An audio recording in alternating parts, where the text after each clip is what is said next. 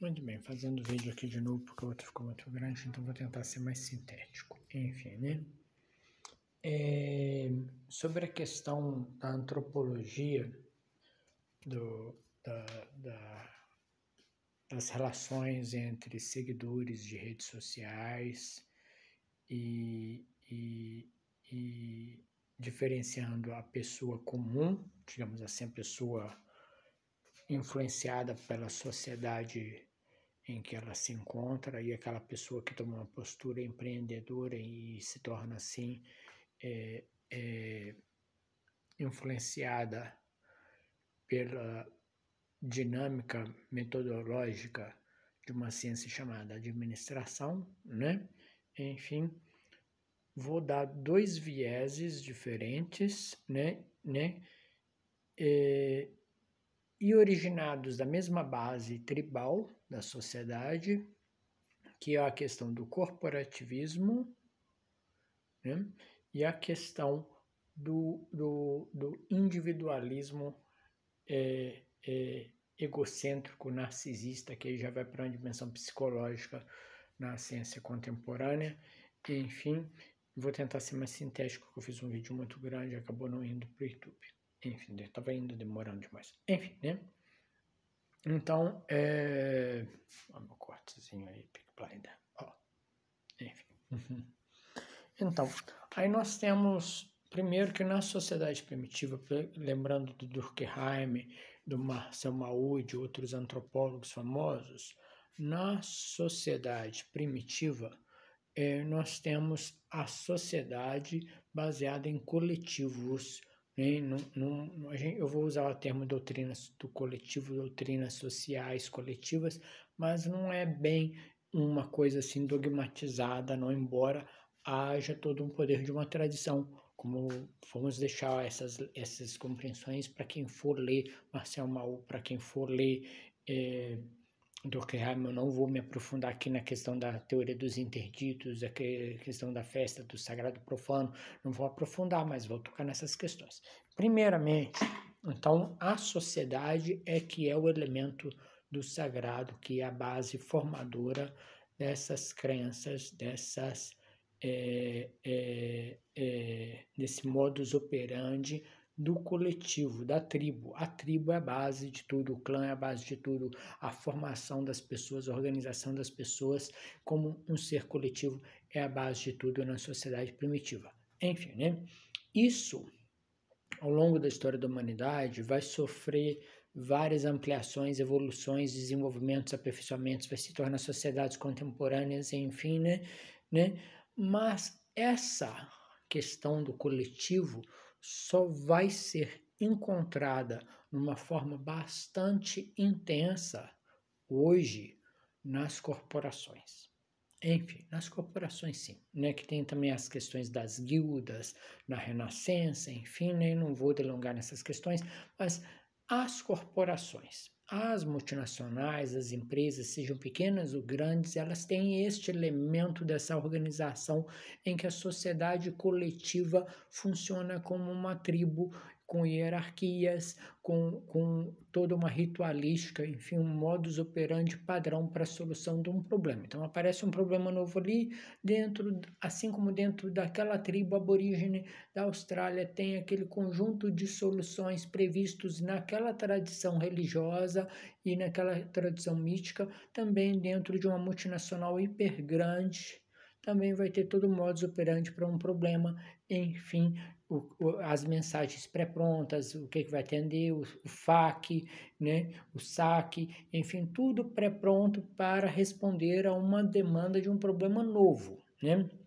Ao longo da história da humanidade, né, esse controle social sobre o indivíduo foi se alterando e foi dando um empoderamento ao indivíduo, entendeu? Então aí, no momento que isso acontece, né, o sagrado e o profano, que era uma relação do que está na sociedade e o que não está na sociedade, né, passou a ser o que está no indivíduo e o que não está no indivíduo. Então aquele indivíduo que é o influencer, né,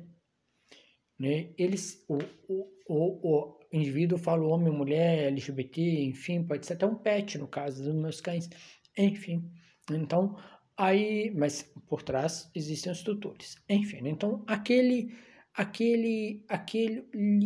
indivíduo que tem um Instagram, um TikTok, enfim, um Facebook, enfim, que tem os seus seguidores, né? Ele se cobre de sagrado, né? Se torna objeto de um culto de seus seguidores, de seus fãs, né? E a fã é a palavra relacionada a fanatismo, fundamentalismo, enfim, sim, né? Então, no momento em que esses seguidores, né, estão apoiando, estão concordando com tudo dele, paparicando ele, o cultuando, o exaltando, alimentando seu narcisismo. Eu estou falando, o indivíduo pode ser homem, mulher, enfim, pode ser o que for. Enfim, pode ser até uma marca, né? Enfim, né?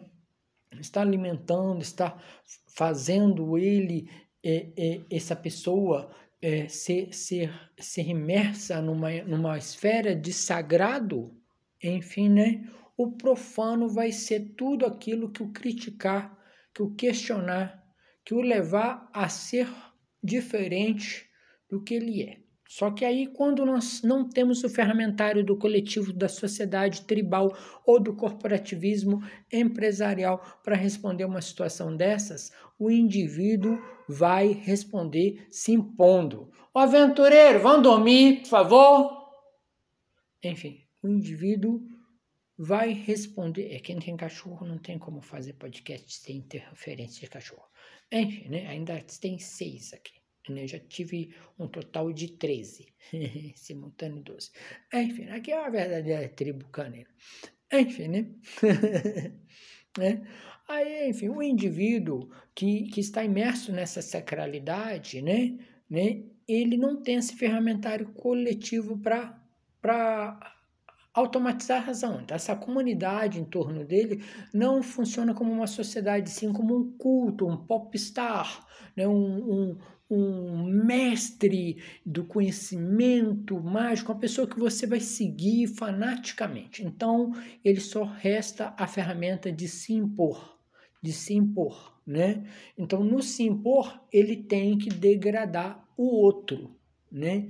Tem que degradar o outro. Não estou falando que ele tem que fazer isso, entendeu? Mas ele fará isso porque ele não tem um ferramentário coletivo tribal para trás. Não existe uma sociedade pré-definida em torno dele e ele não faz parte de um grupo do qual ele seja só um elemento. Ele é o elemento central, ele é o deus, o popstar daquele grupinho de fãs. Enfim, então, neste ponto, ele vai usar o discurso do stalker. Vai falar assim, eu estou sendo stalkeada, eu estou sendo stalkeado, enfim, a pessoa está não sei o que, responde os stories, comenta os stories, a pessoa não sei o que, né, comenta toda hora, enfim.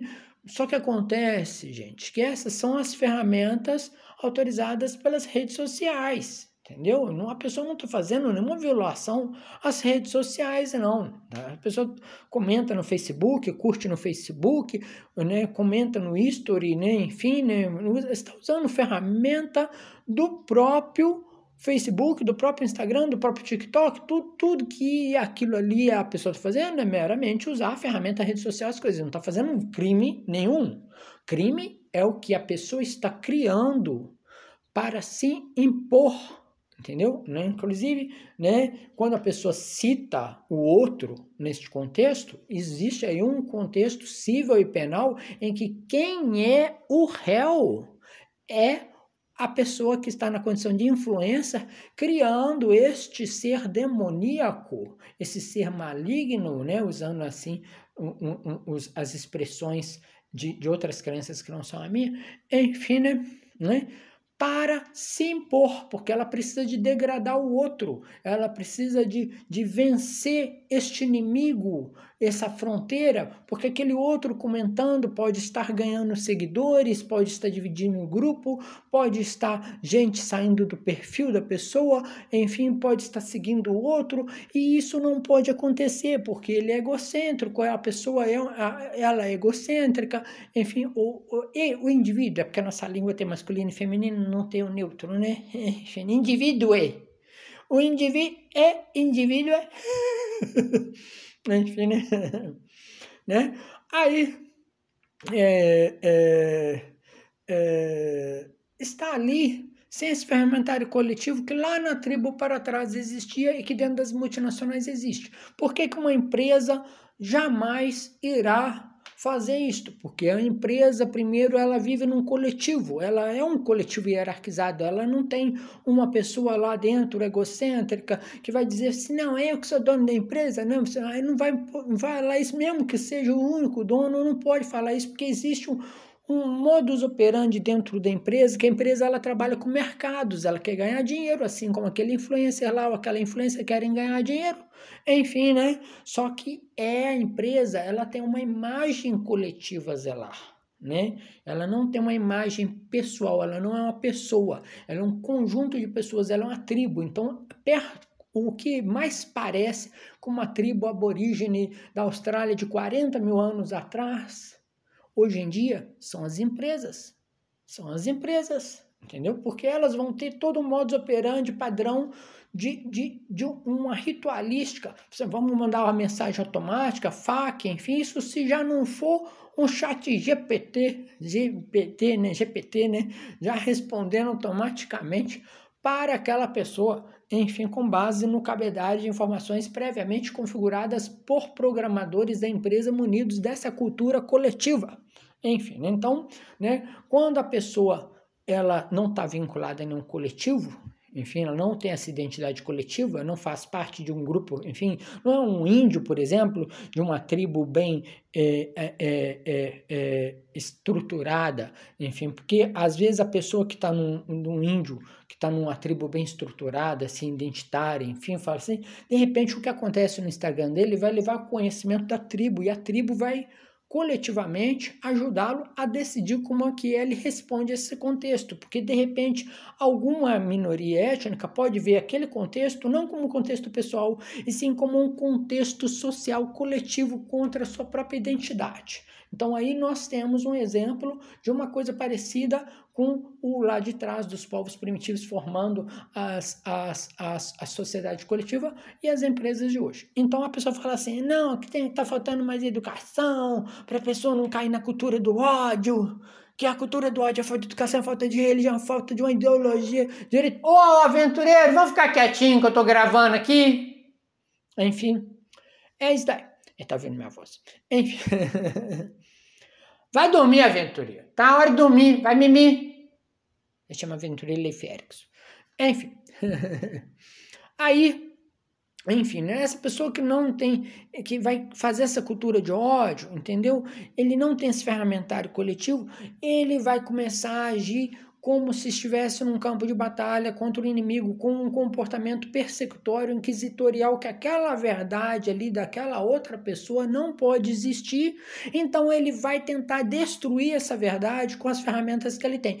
Uma delas é a invenção de um inimigo, criando um ser maligno, né? Vai falar assim, o fulano ali, a fulana estão me stalkeando, e de repente surge um grupo invisível, né? Em que toda pessoa que questionar qualquer coisa, automaticamente se impregna dessa maldição profana, enfim, né? De agredir o sagrado, que é o influencer, a influencer tal, enfim, né, que se tornam pessoas sagradas, vitimadas, enfim, né, como se fossem alvos de um sacrifício mágico, enfim, atingidos por um feitiço, enfim, e invadidos em seu território, enfim, né, e esses fãs se tornam os seus guerreiros, os seus defensores, os autores do ódio contra aquela pessoa que está ali meramente usando as ferramentas da rede social, que está ali meramente seguindo as regras, não está fazendo hackeio, não está violando nenhuma regra, não está fazendo nada que a ferramenta Instagram, TikTok, Facebook, o que for, permitam. Enfim, né? Então, não está cometendo efetivamente crime nenhum, entendeu? A pessoa está usando a sua liberdade de expressão para responder uma mensagem do jeito que ela quiser, e a outra ali que não tem a capacidade de entender-se como parte de um coletivo, enfim, não faz parte de um coletivo, quer ser um deus, quer ser um popstar, quer ser uma pessoa egocêntrica, uma pessoa narcisista, não estou falando de casos específicos, estou abordando a questão. Enfim, né?